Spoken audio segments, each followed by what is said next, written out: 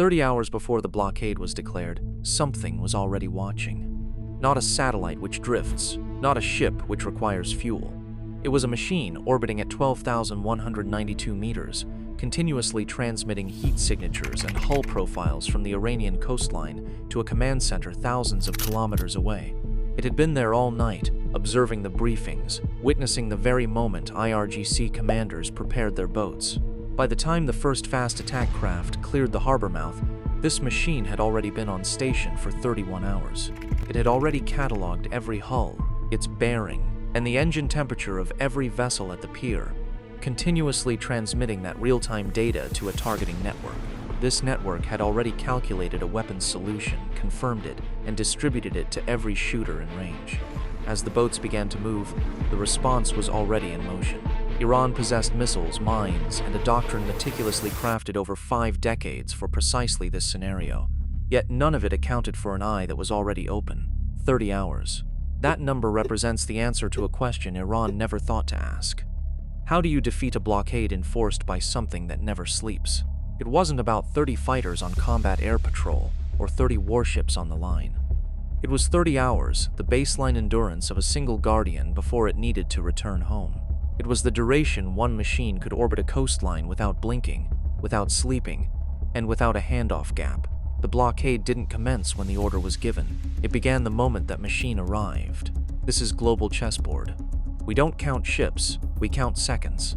And this episode delves into the weapon no one features on a magazine cover. The invisible architecture that rendered the blockade of Iran not just possible, but permanent. By April 13, 2026, the United States had established a naval blockade of every Iranian port, deploying a carrier strike group in the Gulf of Oman and over 100 aircraft across multiple forward bases. Iran's coastline was sealed behind a formidable barrier of steel, satellite intelligence, and advanced software. However, Iran was far from a passive target. For nearly 5 decades, Iran had meticulously engineered its asymmetric counter to U.S. naval power, the IRGC Navy. Hundreds of fast attack craft, shore-based anti-ship missiles, coastal defense batteries, and mine-laying submarines were all built upon a singular operational doctrine: swarm, overwhelm, and deny. The logic was compelling. U.S. warships are costly, large, and cannot be everywhere. The strategy was to exploit the gaps, move swiftly, and strike before any effective response could materialize. In military strategy, this doctrine is known as exploiting the OODA loop: observe, orient, decide, act. Every military force operates within such a cycle, and every decision cycle has a speed. The slower your loop, the more vulnerable you become. Conversely, the faster your enemy's loop, the more irrelevant your plans become before you can even execute them. Iran's entire asymmetric gamble hinged on one critical assumption: that in the narrow, congested waters of the Persian Gulf, they could move faster than US. Sensors could track swarming targets before a response could arrive. What Iran failed to account for was that someone had already engineered the definitive answer. It wasn't a faster warship or a more powerful missile. It was an invisible, distributed, and permanent network. This network effectively outpaced Iran's OODA loop even before the first boat left the pier. This network is known as JADC-2, Joint All-Domain Command and Control. To truly grasp its capabilities, we must begin with the unsung hero, the part no one glamorizes. Those initial 30 hours. The MQ-9B Guardian is not designed for speed. Cruising at approximately 389 kilometers per hour, it cannot intercept a speedboat, chase a missile, or engage in air-to-air combat. Its true strength lies in its ability to watch continuously for over 30 hours. It operates from 12,192 meters, well above the engagement ceiling of any shoulder-fired Manpads missile, performing flawlessly in darkness, rain, and without fatigue, distraction, or the need for a rotation schedule. While flying at 12,192 meters places the MQ-9 above Manpads threats, it remains within the kinematic reach of integrated SAM systems like Iran's Bavar 373. The mitigation, however, is geographic. The MQ-9 orbits over international waters, outside the published engagement envelopes of Iran's shore-based batteries. Should the threat radius shift, the orbit adjusts accordingly, ensuring the sensor footprint remains constant. This is the crucial trade-off: sacrificing speed for something far more valuable in a sustained blockade, an unwavering presence. A human fighter pilot, even the most elite, can manage roughly 6 hours on station before fatigue becomes a critical liability. When one rotates out, a gap emerges, a window, a period of reduced coverage over the sector. In a war of attrition, which a naval blockade fundamentally is, these gaps are not mere scheduling inefficiencies. They are the enemy's entire strategic opportunity. The permanent eye of the Sea Guardian eliminates these gaps. Equipped with a multi-mode maritime surveillance radar and a high-definition electro-optical infrared (EOIR) targeting system, every Sea Guardian orbiting the Gulf of Oman transmitted full-motion video in real time, both optical and infrared, to command centers potentially thousands of kilometers away. A UAV over the Strait of Hormuz isn't merely a hunter. It's a lighthouse that projects data instead of light, and that data reaches a shooter almost instantaneously. Imagine this. IRGC fast attack craft are warming their engines inside Bandar Abbas Harbor, maintaining strict radio silence with no transmissions. At 12,192 meters, the Sea Guardian's infrared sensor detects 30 distinct heat signatures spooling up, a pattern entirely inconsistent with any commercial traffic profile.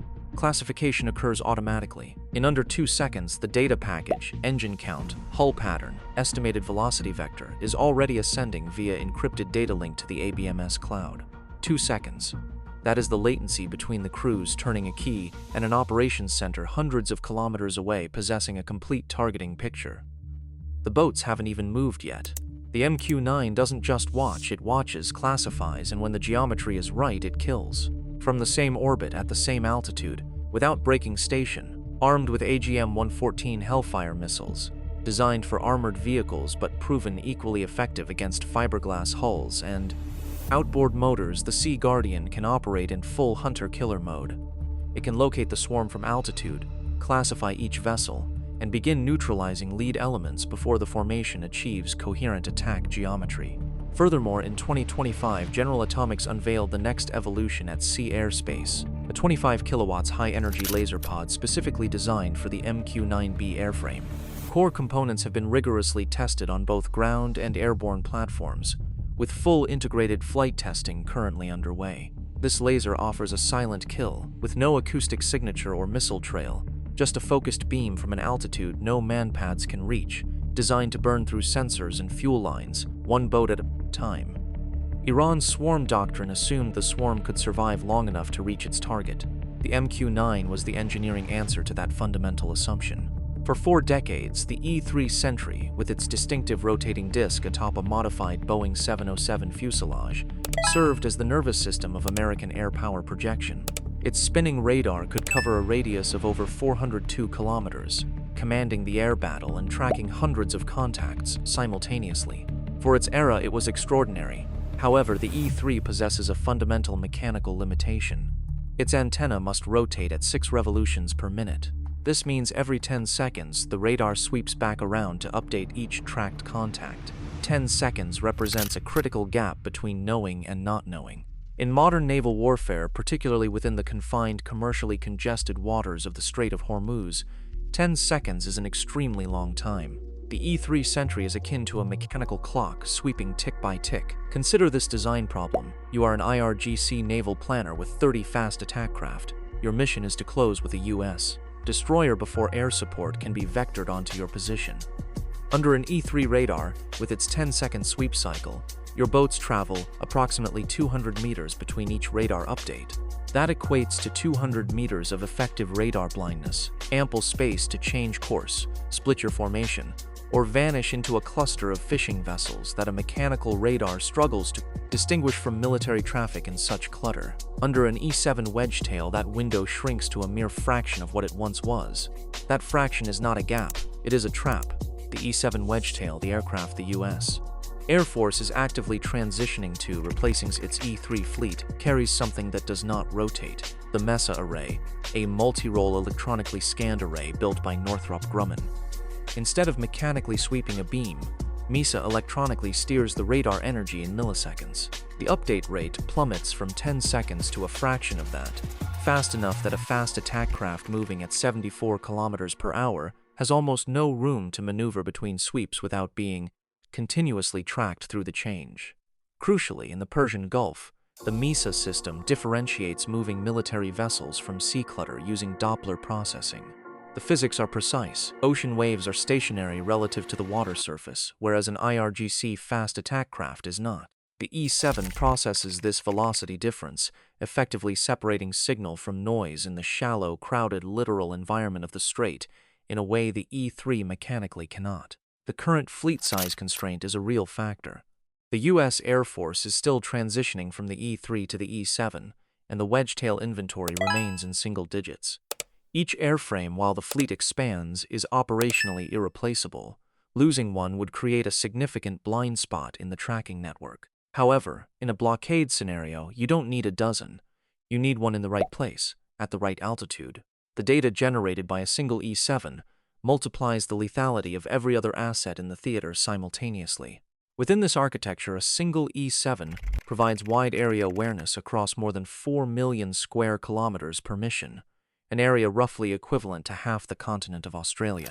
It feeds targeting data in near real time to carrier strike groups, destroyer flotillas, and F-50E squadrons operating across 3 distinct bodies of water.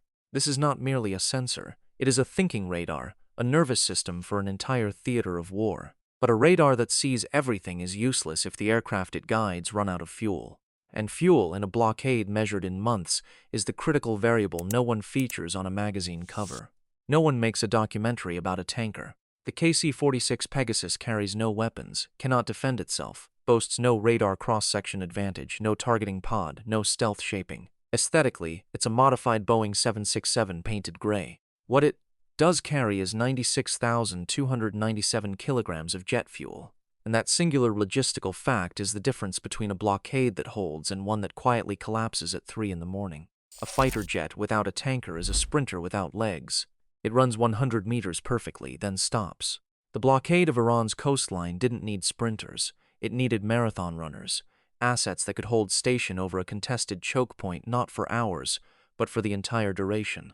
Consider what happens without a tanker. A B-52H flying mine-laying missions from Diego Garcia is 6,112 kilometers from the Strait of Hormuz, roughly 13 hours each way.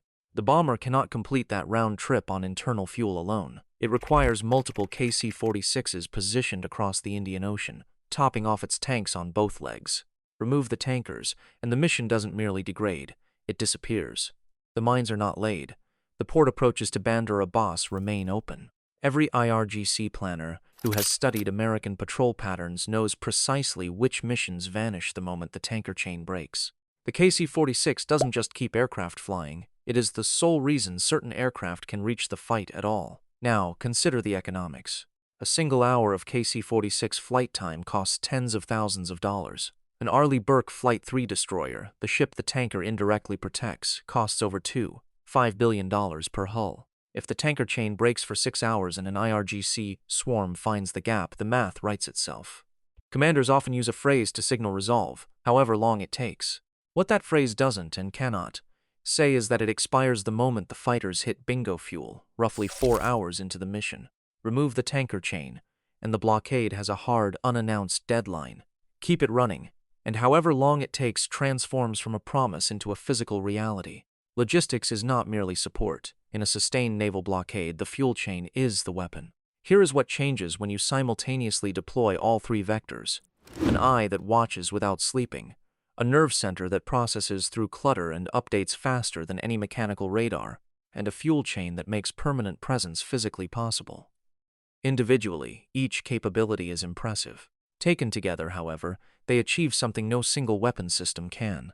They eliminate the very conditions under which Iran's strategy functions at all. JADC-2 is not merely a weapon system, it is the kill web, a structure that effectively removes the adversary's decision space. The MQ-9 ensures you cannot launch without being seen. The E-7 ensures you cannot maneuver without being tracked. The KC-46 ensures there is no window, because the aircraft watching for that window never has to return home to refuel. What remains? In exercise after exercise, RIMPAC 2024, Northern Edge, Norwegian Sea integration trials, the sensor-to-shooter latency of this architecture has compressed to single-digit seconds. Detection to classification to weapons assignment is now measured in the time it takes a fast attack craft to travel its own hull length. The operational caveat is equally real. JDC-2 is not yet fully mature. In a live, denied environment under sustained electronic warfare, jamming and GPS spoofing, latency will inevitably increase and the kill chain will slow. But even slower than perfect, is still demonstrably faster than an adversary running a manual decision loop through a chain of command designed for a different era. And that gap, measured in mere seconds between sensor detection and weapons release, is the entire foundation of the blockade. JADC2 does not win by adding more weapons to the fight. It wins by compressing the time between seeing and shooting until the adversary's weapons become irrelevant before they are ever used.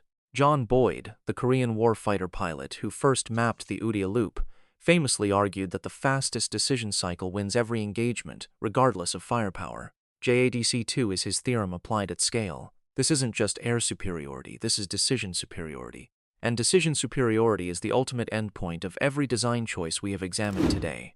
The persistent eye 12,192 meters above Manpad's reach, the AA nerve center that separates signal from Puel's C clutter, and the tanker chain that transforms however long it takes into more than just a statement. The blockade of Iran's ports was visibly enforced by ships, fighters, and bombers, the part that gets photographed by press pools on carrier flight decks. But the architecture underneath it, the persistent ISR layer, the AES nerve center tracking through Gulf clutter, the logistics chain enabling 24/7 presence, the AI-enabled kill web fusing sensor, feeds into a single, compressed decision loop. That part is invisible, and it is precisely that invisible part that made the blockade hold. A senior CENTCOM official stated the blockade would continue, however long it takes. That statement is only physically meaningful because of everything we've discussed today. Here is the question that JADC2 forces every future adversary, not just Iran, to answer. If moving means being seen, acting means being targeted, and responding means arriving after the loop has already closed, do you truly have a navy? Or do you merely possess expensive hardware rusting at the pier, waiting for a window that closed before you even knew it existed? Subscribe to Global Chessboard. We don't count ships, we count seconds. The kill web is already running.